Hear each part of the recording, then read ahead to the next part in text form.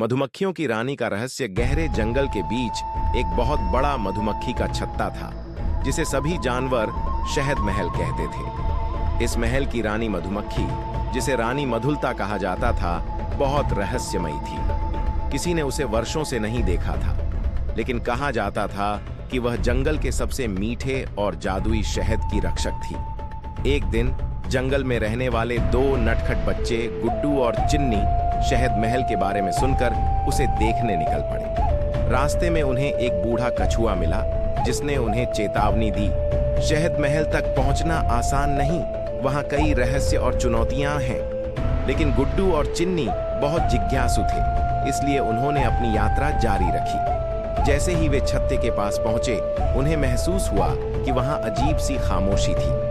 अचानक जंगल में हलचल मच गई। हजारों मधुमक्खियां आसमान में उड़ने लगीं और उनकी भिनभिनाहट से पूरा जंगल गूंज उठा।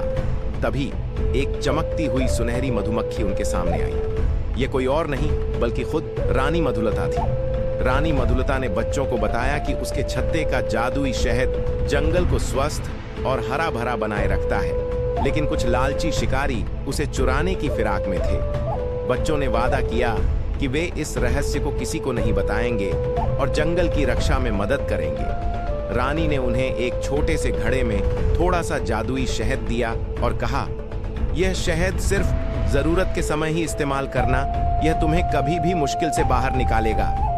गुड्डू और चिन्नी ने खुशी खुशी यह उपहार लिया और जंगल के इस अद्भुत रहस्य को अपने दिल में संजोकर घर लौट आए।